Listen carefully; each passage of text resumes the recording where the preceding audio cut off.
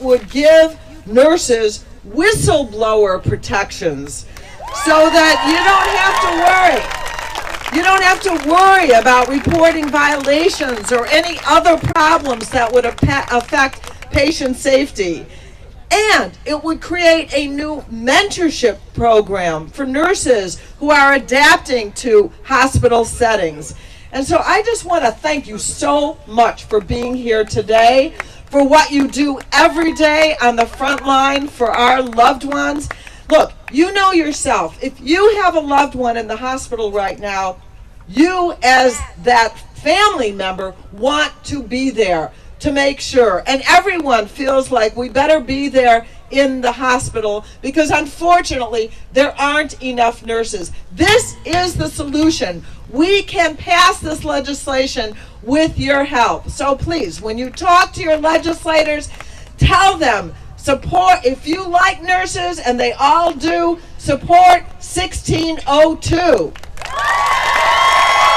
And if you support patients and your loved ones who will be in the hospital, sign on as a co-sponsor to 1602.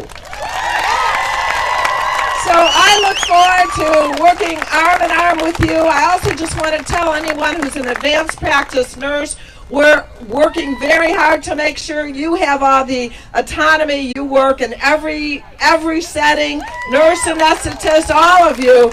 We want to be sure that you get what you need. And nurse educators, I want to thank you. We need more nurses and appreciate you. So everyone, all the nurses at every level, thank you. And I'll end with it where I started. I love you, nurses. Thank you.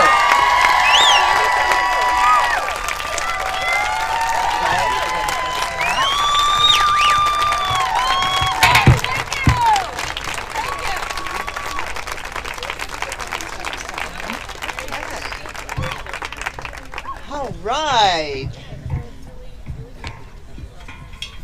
Thank you so much, Congresswoman Schakowsky. Thank you, thank you, thank you. Okay, Sandy Summers is going to come up and complete her talk and fill us in on a few more facts. So here she is. Here's Sandy Summers again. That's fine. Thank you. I'm not sure if I'll finish before another congresswoman comes up, but I'll come and go as requested. So, back to what it is we do. I have to hold this. Okay. And so, with the water, I have Sjogren's syndrome. I have no saliva, so I have to drink a lot of water. I just want to explain that to you in advance so you don't think I have some sort of psych disorder with my water consumption. Put me on whatever it is. Psych nurses will come up here and pull me off the stage. So nursing, so people don't understand that we have a unique scope of practice that emphasizes prevention, education, patient advocacy, skilled monitoring. We detect when patients are going down the tubes, and the failure to rescue has everything to do with that we can't be there often enough to detect when patients are deteriorating. The frontline surveillance right now is generally being done by non-nurses. In the early 90s, hospitals decided to start hiring medical assistants, patient care technicians. There's a number of different, what is this, like a... Am I being booted off the stage? Okay, there's somebody else. Okay, I'll just talk over them. All right. So people, medical assistants and patient care technicians started replacing us at the bedside. I don't mind having an assistant fetch things for me or do paperwork or push patients who are stable somewhere, but I do object to medical assistants doing the frontline surveillance, the first line vital signs and assessment that we should be doing. But we can't do it because we have 8 and 10 patients and we can't keep a close enough eye on patients. But decision makers started replacing us Well, first of all, because they're very short-sighted in terms of cost. But they don't understand that taking vital signs is more complicated than what they think it is. They think we can just roll around an automatic blood pressure cuff machine and push a button. But those machines malfunction on a pretty frequent basis. I've had one patient with a heart rate of 220 and the machine only showed 110. It only picked up every other heartbeat. I had one patient deteriorating in the ER. He was getting worse and worse, and the automatic cuff, I put the automatic cuff on him as I went in search of the Doppler because I couldn't get a manual pressure on him. And by the time I came back, it showed me a good pressure on the automatic cuff. I said, how could that be? Meanwhile, he looked awful. His heart rate was slowing down. I kept trying for a Doppler blood pressure on him. I still couldn't find it. We started a code on him. We worked on him for half an hour. The whole time, we never had to take off that blood pressure cuff because it kept getting us good numbers and nobody wanted to take it off. It was our hope, but he died. We couldn't save him. 15 minutes later, I was cleaning up his body, getting him ready to go to the morgue, and I thought, oh, let me push the button on that blood pressure cuff again. I pushed it, 110/70. So these are the machines we give to our assistants and technicians to go do our frontline surveillance, and they can't detect if somebody is deteriorating like we can. We are the ones who went to nursing school and have all our years in nursing education and know when somebody's deteriorating. So we should not allow ourselves to be replaced. We need to speak up and stand up about that.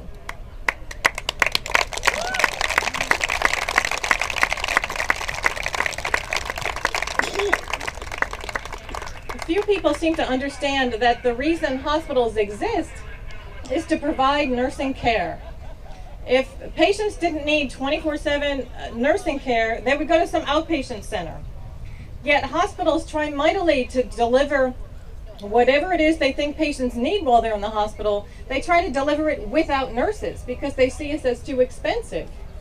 But research, a lot of recent research also out of the University of Pennsylvania shows that having enough nurses is not expensive. It saves lives, it saves money down the road.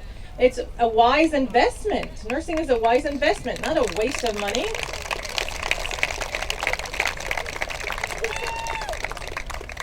Insurers, I believe once we get this safe staffing taken care of, we need to take on the insurance company. The fact that our on so many levels. In terms of patients getting enough insurance, yes, but also in terms of reimbursement. We are now not even acknowledged as a profession because insurers do not reimburse for our professional services, just bundling it with the wallpaper and the housekeeping and like as if we're some sort of hotel maid, and nothing against hotel maids. But we deliver professional services and we need to have them acknowledged and valued and reimbursed.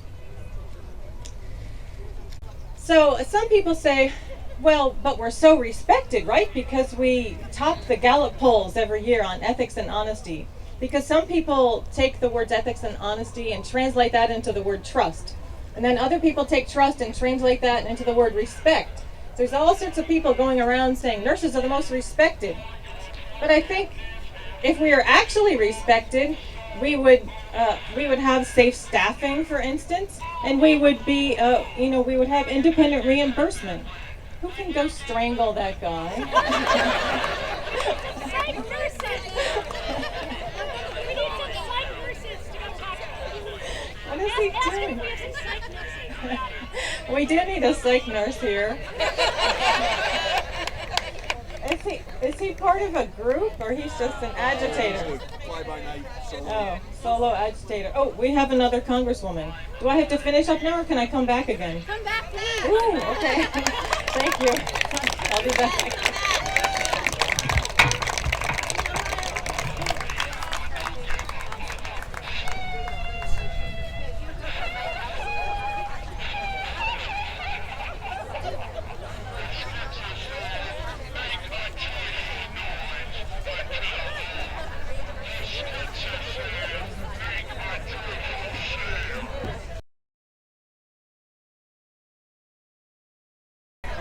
Okay, obviously we have a little bit of competition here.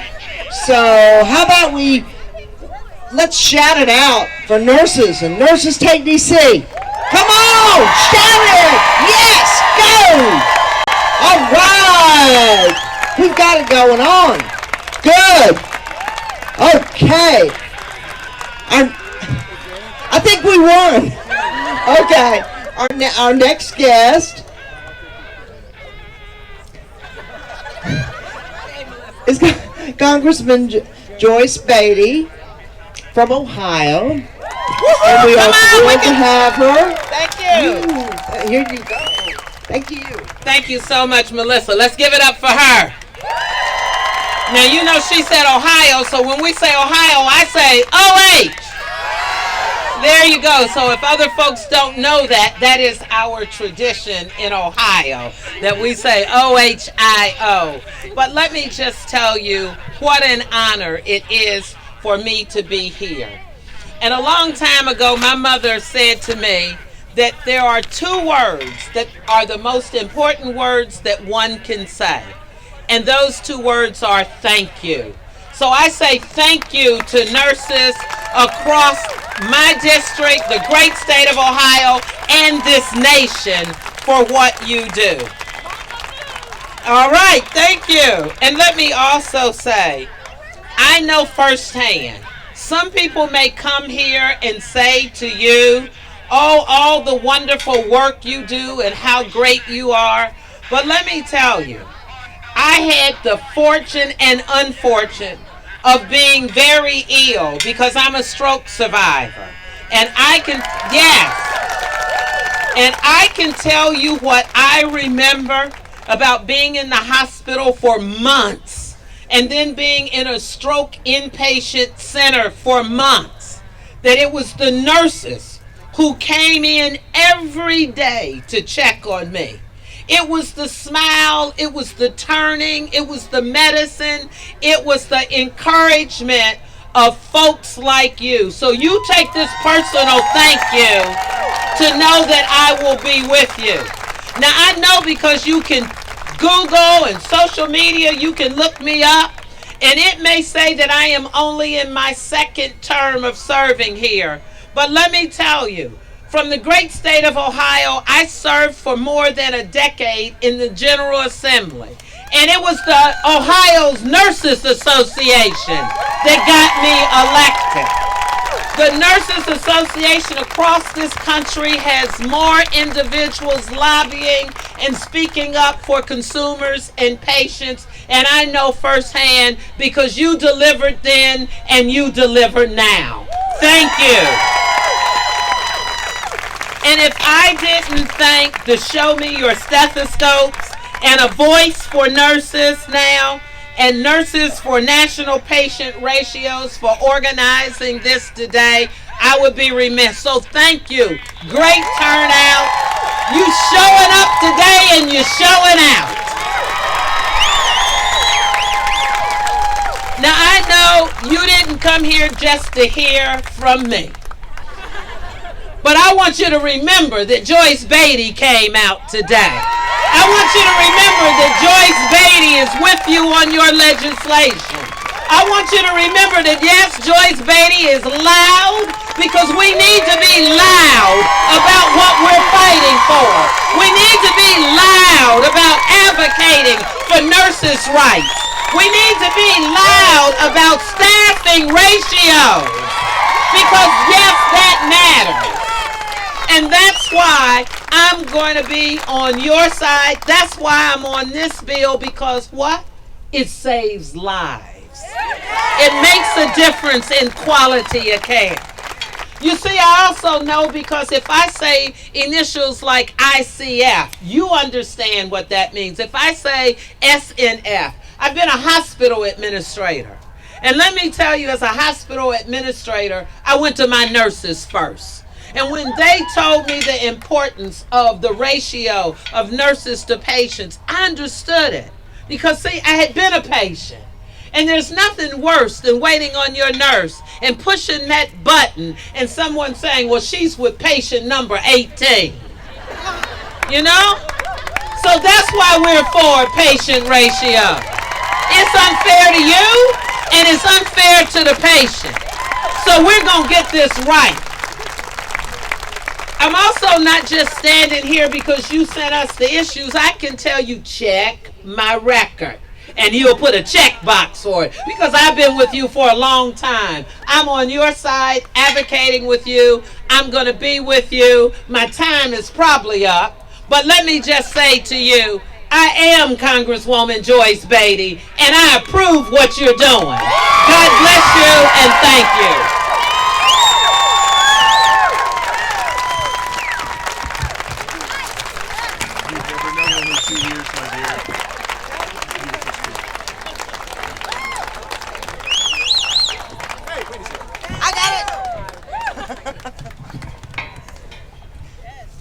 Thank you so much, Congresswoman Beatty. We appreciate you. Yes, we do. Thank you.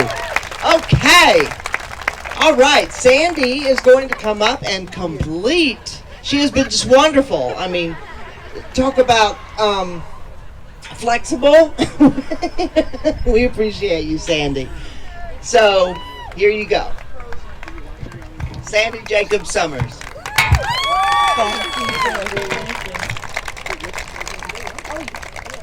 I have a terrible memory. I'm not exactly sure where I left off. Yelling at him.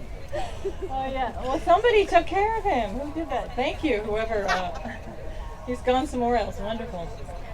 I was talking about the Gallup polls. I can't remember how far. Right, the ethics and honesty, the trust, and how people think we're respected, but I don't think people